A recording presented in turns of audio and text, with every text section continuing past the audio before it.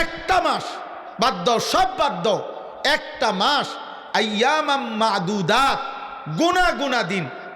গুনা দিন মানে গইনা একার তুমি গইনা নিবা, গইনা 30 দিন অথবা 29 দিন, একারে তুমি গইনা রাখো 31 দিন লাগবে না, 32 দিনে যাব না, 31ও যাইবে না, সোজা সাফ কথা 30 বা 29 দিন, এই গুনাহ 30 দিন তুমি মাহে রমজান আমার কথাটা একটু শুনবা, গুনাহটা ছেড়ে দিবা, আমার ইবাদত আমার বন্দিগির মধ্যে তুমি ডুবে যাইবা, লিপ্ত হইবা 30টা দিন অথবা 29 দিন।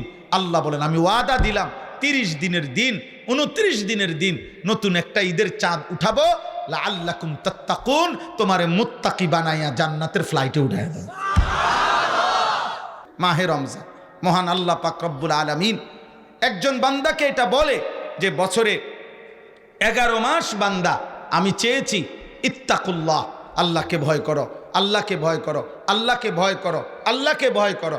আল্লাহ বলেন আচ্ছা বান্দা যাও, ঠিক আছে, 11 মাস পাত্তা দিলা না, গুরুত্ব দিলা না, ভুল করছো, ভ্রান্তি করছো, গুনাহ করেছো, এলোমেলো জীবন চালাইছো, আচ্ছা বান্দা যাও, ঠিক আছে। একটা মৌলিক কথা মনে রাখবেন, উঠেন না, আমি আর একটু সময়, একটা মোটা দাগের কথা মনে রাখবেন যে আল্লাহ তাআলা বান্দাকে, প্রথম কথা এটা মনে রাখতে হবে সব সময়, আল্লাহ বান্দাকে মূলত মাফ করতে চায়, জান্নাত দিতে চায়, এটা সবসময় বিশ্বাস করতে হবে। আল্লাহ চায় মাফ করে দিতে, আল্লাহ চায় জান্নাত দিতে। এজন্য কোরআনুল কারীমের সমস্ত আয়োজনের মধ্যে আল্লাহ তাআলা প্রত্যাশাটা, আশাটা আমাদেরকে বেশি দিছে, বান্দা আমি মাফ করে দেব, মাফ করে দেব, মাফ করে দেব, আসমান ছোঁয়া গুনাহ আমি মাফ করে দেব, পাহাড় পরিমাণ গুনাহ আমি মাফ করে দেব। কুল ইয়া ইবাদিয়াল্লাযীনা আসরাফু আলা আনফুসিহিম, সারা জিন্দেগির গুনাহ, চোখের এক ফোঁটা পানি ফেললে, পিছনের গুনাহ ছেড়ে দিলে, নতুন করে ঘুরে দাঁড়াইলে, আমার ইবাদতে লাগলে, আমি আল্লাহ পিছনের 90 বছরের গুনাহ একসাথে মাফ করে দেব। একটা ছোট্ট ঘটনা আছে কিতাবে, হযরত ইউনুস আলাইহিস সালাম, নাম শুনছেন না? এই ইউনুস আলাইহিস সালাম একটা পর্যায়ে আল্লাহকে বলছিলেন, আল্লাহ আমার জাতির এগুলার কালেমা পড়বে না, হেদায়েত পাবে না, আপনি এগুলারে সব ডিরে ধ্বংস করে দেন। মানে ইউনুস আলাইহিস সালাম নিজের থেকে বলছিলেন। তো আল্লাহ তাআলা তখন বলছিলেন, ইউনুস ও একটু দূরে একটা লোক মাটি দিয়া মাটির পাতিল বানাইতেছে, অনেকগুলো বানাইয়া রাখছে, কুমার তুমি তার কাছে একটু যাও। তো গেছে, গিয়া আল্লাহ তাআলা বলছে, ইউনুস তুমি ওই লোকটারে একটা বলো একটাবার যে আপনার যে হাতে বানানো, নিজের হাতে বানানো মাটির এই পাতিল যেগুলা মাটি দিয়া বানাইছেন, একটা পাতিল ভাঙ্গা ফেলেন। তো ইউনুস আলাইহিস সালাম এটা বলছে, লোকটা বলছে আপনি কি বললেন, এটা আমার এত কষ্টে নিজের হাতে বানানো মাটির পাতিল, আমি এটা ভাঙবো কেন, আমি কেন ভাঙবো আমার হাতে গড়া পাতিল?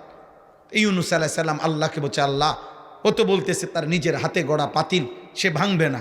মহান আল্লাহ পাক বললেন, ইউনুস তাইলে এক কুমার যদি তার হাতে গড়া মাটির পাতিল ভাঙতে না চায়, 9 মাস মায়ের জরায়ুর মধ্যে আমি আল্লাহ আমার যে বান্দাকে নিজ হাতে বানাইছিলাম, আমি যাকে মাটি থেকে, বীর্যের ফোঁটা থেকে, জমাট রক্তে, গোশতের টুকরা, হাড্ডির খাঁচা, এই দেহের চোখ, নাক, কান, অঙ্গ প্রত্যঙ্গ দিয়ে যাকে আমি নিজ হাতে সাজাইছি, আমার সেই বান্দা আমি নিজের হাতে কেমনে ধ্বংস করে দেব?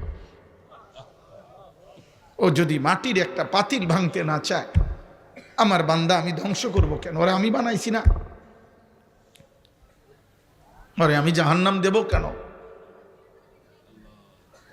নাব্বি ইবাদি আন্নী আনাল গফুরুর রহিম। আল্লাহ বলে, বন্ধু আপনি বলে দেন আমার বান্দাদেরকে, আন্নী আনাল গফুরুর রহিম, আমি প্রচন্ড বেশি ক্ষমাশীল, দয়াবান। পরে শুধু আসতে বলেন, আমার বান্দাকে আমার দিকে ফিরতে বলেন। বান্দা যদি আসে 1 বিঘত, আমি আল্লাহর রহমত মাগফিরাত নিয়ে আসবো 1 হাত। সে যদি আসে 1 হাত, আমি আসবো 2 হাত। আমার বান্দা আসবে গুনাহ নিয়ে, আমার কাছে মাফ চাইতে আসবে হাঁটতে হাঁটতে, আমি রব্বুল আলামিন রহমত মাগফিরাত নিয়ে আসবো দৌড়তে দৌড়তে। ইন আতাইতানি লাইলান আতাইতুকা লাইলা, হাদিসে কুদসিতে আছে আল্লাহ বলে বান্দা গুনাহ নিয়ে যদি রাত গভীরে তুমি আসো, আমি আল্লাহ ওয়াদা দিলাম মাগফিরাত নিয়ে আমি রাত গভীরেই আসব। তুমি আসবে যখন আমি আসব তখন, তুমি বলবে যখন আমি বলবো তখন। বান্দা জমিন থেকে একবার যখন বলে আল্লাহ, আরশ আজিমের মালিক সাথে সাথে বলে লাব্বাইক ইয়া আবদি। বল না বান্দা আমি আছি তো, বল বল না বান্দা কি হইছে, বল কি চাইবো বান্দা বলো, কি লাগবে বান্দা বলো, সব প্রয়োজন আমি পূরণ করব, সব চাওয়া আমি পূরণ করব। বলো না বান্দা।